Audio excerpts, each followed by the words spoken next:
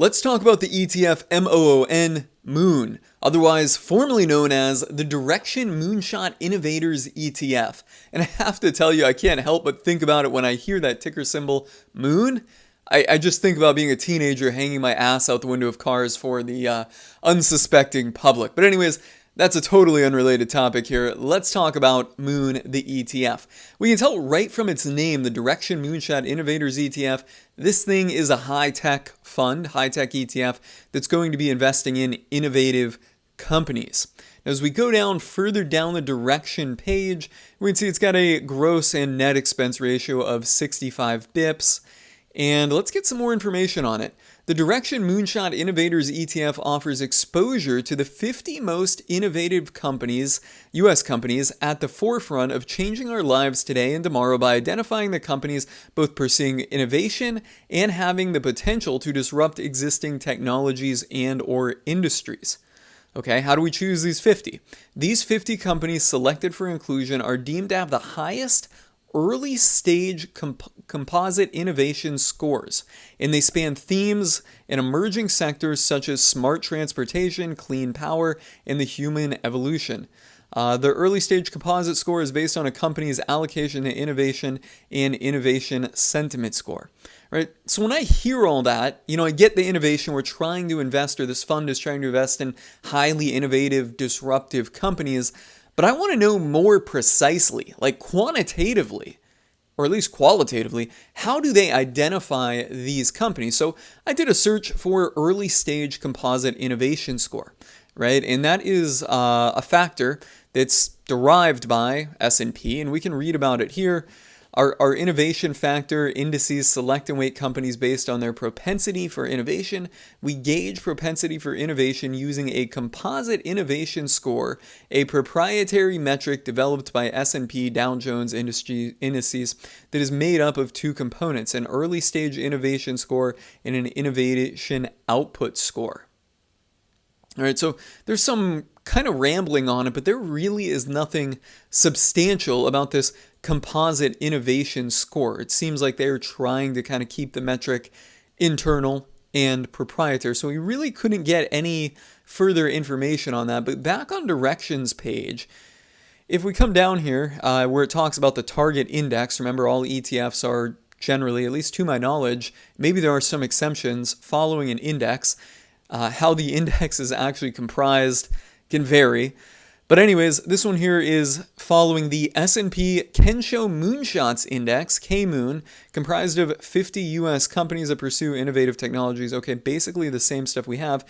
Considered to have the highest early stage composite innovation score. So here we get more information on it, which is determined based off a natural language processing review of the constituents company's latest annual regulatory filing for the use of words and phrases that are related to innovation. The index is modified, equal weighted, reconstituted annually, and rebalanced semi-annually. All right, so this here is really freaking interesting, which is determined based off of a natural language processing review of the constituent company's latest annual regulatory filing for the use of words and phrases that are related to innovation. Okay, what I'm hearing there is that they're using some type of automated software for NLP, right? And this is what Google uses to determine their search results and what search results they're showing. They're kind of critiquing using this NLP technology, kind of a buzzword, to critique what you are saying and analyze what you're searching for, and then also analyze what's on the website. So they're using technology like that to see which companies are the most innovative. That sounds to me like what they are doing here. How effective is that at really disrupting the innovative companies? As a marketer, I kind of feel like that is just lending itself to the companies that have the most articulate annual filings. And I'm sure that these companies now know that these annual filings are being reviewed. There's probably a whole industry of writers out there that do nothing but cater to these companies, and being so fucking articulate, it just sounds like this company is going to go to the moon. So I gotta say, I am not seeing any value in this index. It seems like this is something that could be highly manipulated. And also, it's highly difficult to predict. We really don't know which companies are going to, be the front runners, which ones are going to be the disruptors. For example, this makes me think of robo-advisors. Robo-advisors really didn't come onto the scene until like 2013, 2014, and then kind of started getting more traction in 2015 and 16. But there were actually robo-advisors in the early days of the internet, in the mid 90s and late 90s, and they ultimately went under. I don't know what happened to them. They got bought up and then discontinued, right? The technology was really ahead of its time, or I shouldn't say maybe it wasn't as ahead of its time. It didn't really need any further technology, but it wasn't ready to be adopted yet. Nobody adopted it. All right, so maybe this fund or this strategy is going to invest in those companies that aren't ready to be adopted for another 20 years or 10 years or 15 years. I'm not saying that's going to happen, but that certainly could. So anyways, let's look at the holdings. Top 10 holdings: Asana, Lending Club, Ambarella, MongoDB, Arcturus Therapeutics, my gosh, Procure Therapeutics, Veronis, Sohu, an ADR, that means it's not on, or it's a foreign company. Radware, Adpamum. Okay, so a bunch of stuff going on here. Very diversified from the S&P 500. And you're also diversified, pretty strongly from the NASDAQ here. I don't think any of these are top 10 or even top 20 NASDAQ holdings. Index sector weightings, heavily in information technology, 45, healthcare, industrials, consumer discretionary at 10. So looking at the sector weightings, this thing is ringing bells of ARKK, Cathie Wood's fund. Exposure to innovative sub-themes. Okay, so the themes that we're getting exposure to here: genetic engineering, cybersecurity, autonomous vehicles, enterprise collaboration, digital communities, internet infrastructure, all this stuff, all of this fun-sounding stuff. And it looks like they've got some videos. I don't know. You guys aren't going to probably hear this because this isn't set up to get my audio. I was looking for some charts in there. I'm not seeing it, so we're going to kind of keep rolling on. Okay. Not much more on this page, so we know what's in it. We got a little bit of an idea of what they're trying to do here. One thing I wanted to do was pull up the index, because oftentimes you can find back-tested data of the index. So I found this chart here, the S&P Kensho Moonshots 5-year performance on this index. These have to be taken with a grain of salt because we don't know ultimately when this index was ultimately launched. I mean, we know that the fund itself was launched sometime launched in 2020, November 12th, 2020. Oftentimes these indexes are documented before then, but we don't, we can't really take the accuracy seriously or substantially. I'm sure it's pretty close to accurate, but maybe they filed some, or maybe they tweaked some things, right? Like, yeah, I mean, this is all just paper is what I'm saying. So yeah, it's all just paper, but we can see it kind of goes smoothly up. We get the COVID dip, and then boom, pops up. I mean, like, just holy shit, it pops up. And what is it? I mean, it looks like from the COVID dip going from 200 and indexed to 200, right? This has to be indexed to, it's indexed to 100. 200, what is basically 850. So it, from the COVID dip, 4.5x, 4.25x. It's done pretty well here, and this time period is through February 2021. All right, so we've got almost a year out of sample, and I don't know if you can see my comment. Yep, there it is. There's my comment. Comment on it. Well, this one didn't age well. I found it, and then I looked at the performance. So let's just kind of look at the actual performance here of the fund going back to 2020. And this is November 2020 when it was launched. So we don't get to see its total 4.5x performance.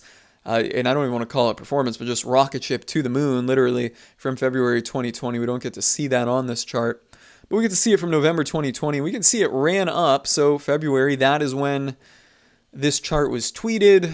February, and then since then, it has basically been on a downward spiral, a painful downward spiral. While during this period, let's put some other things on here. S&P 500 has probably been up pretty nicely. I know it's been up nicely. I don't know how it's going to look over this period. S&P 500 up 32.5 7% over this period. We can put the NASDAQ QQQ on there.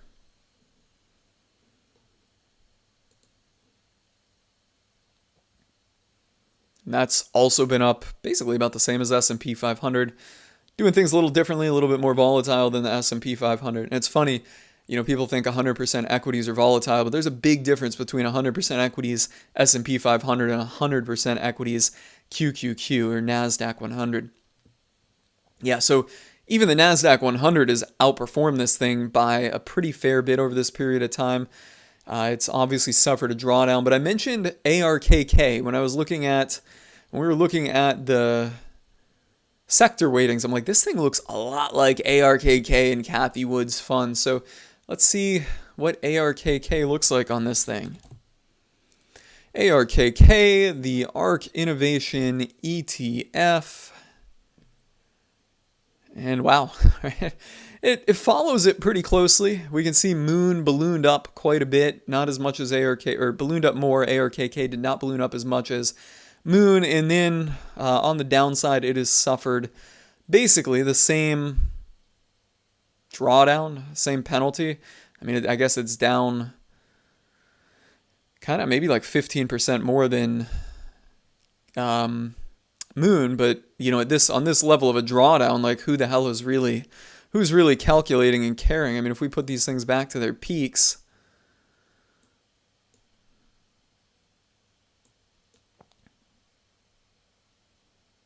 now, ARKK and Moon both in about a 50% drawdown over this time period.